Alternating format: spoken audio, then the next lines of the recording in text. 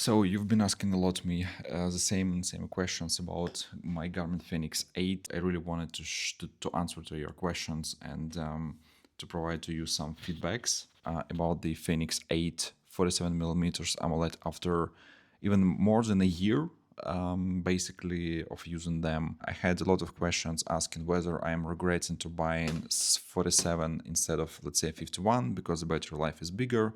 I noticed that for me really it doesn't really matter because ever since that after the 5 days you just really don't pay attention anymore. If you live like I'm living like in apartments, I mean I don't have any long-term travels when I'm hiking for the several days or weeks, so for me it's not an issue, and 5 days it's more than enough, so you don't really care about the battery life. I had a few cases when I forgot to take my charger with me when I went to long trips, like more than a week, like week and a half. And even though you can just set the battery saver mode, and it just will allow you to get one more week plus from this.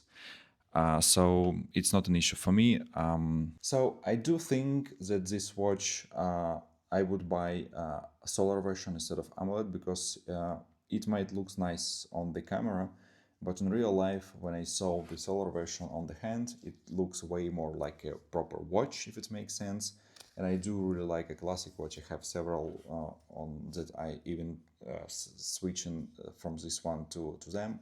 So I do really like the look of the classic watch instead of this one. And this is like screaming that, hey, I'm a smartwatch. I'm a smartwatch. So if you would prefer something more silent, then solar version would be better, especially for me. So if I would buy today, I would go with the solar version instead of AMOLED because I'm using this only to check time, and I am actively using them, let's say, only when I'm outside, if I'm running or hiking. I don't really use them for workouts, only just to count the amount of the exercises that I'm doing and to see my heart rate. So I'm not actively looking into the watch while I'm do indoors workouts. So it doesn't really matter to me.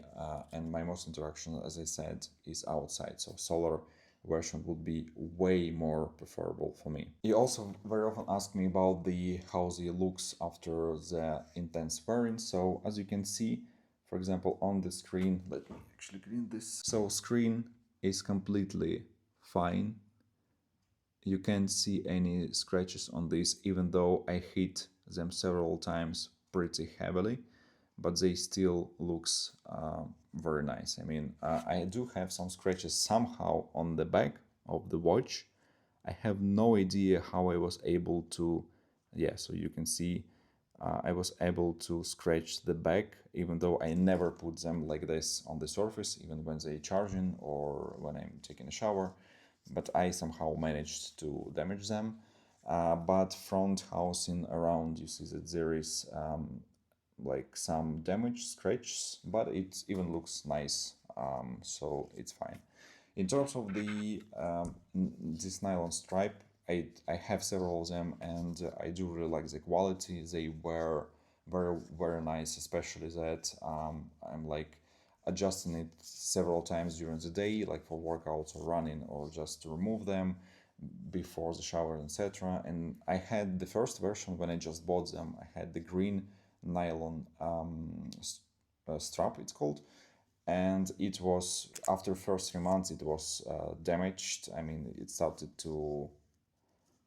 I started to see that it's starting to fall apart. Actually, this one I use for 9 months or so, and it's fine. Silicone one is great. I would say that total times that I wear this silicone bracelet is very low, but I can see that it can survive several years of intense use, to be honest, so you should not worry about them. This one, I do like that it doesn't have any smell, even after long wearing without washing, and it also dries itself very fast. Yeah, so now about the software features itself. So overall, my experience with software, It's pretty stable watch, I should say. I did have a few reboots over the time in some random places. Never, I have never lost any crucial information because of that. It usually just happens while I'm scrolling across the menu. But in general, they're pretty stable, still receiving some updates for them. In terms of the health features, so things like HRV and REST RHR, I believe it's called, extremely useful metrics to me. This is one that I do pay attention to. Things like body battery, I already mentioned on my channel that I personally don't really trust this metric, as well as the sleep score, especially sleep stages. I've read several studies that show that it's impossible to get precise data in terms of the sleep stages, because to measure this you actually need to measure the electromagnetic activity in your brain to being able to distinguish between different phases. So Garmin and all other smartwatch, what they do is actually trying to predict it based on your movement behavior, which is has like 70 or something percent of how precise it is. And you can understand that on the long run it's not really reliable data, but you know, so I don't really pay attention to it. I did try to use Garmin Plus for a while. Haven't found anything useful with that, just because I do create my own training exercises, and I don't, they provided for your ability to use AI system to create this. I haven't used that. Nice feature for Garmin Plus that they did allow you to see on your phone, to see while you do exercises your heart rate. Also, you can change the order of your exercises that you are doing. You can change it in the watch or in the app. And yeah, in general, flashlight is a killer feature. This is the top one feature that probably holds me on this watch.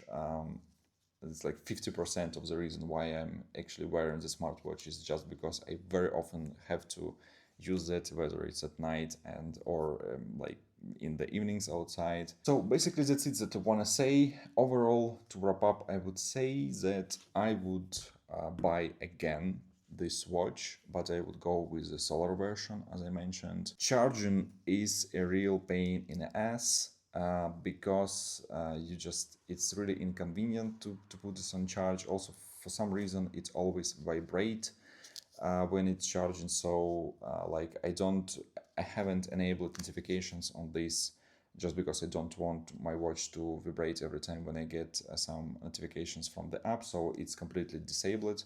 They vibrate only when I have an alarm or timer. But when I put them on charge, they vibrate everything. They just saying that connected to Wi-Fi, disconnected to Wi-Fi, like syncing started, thinking ended, or for any other reasons I'm not sure. So this is really annoys me.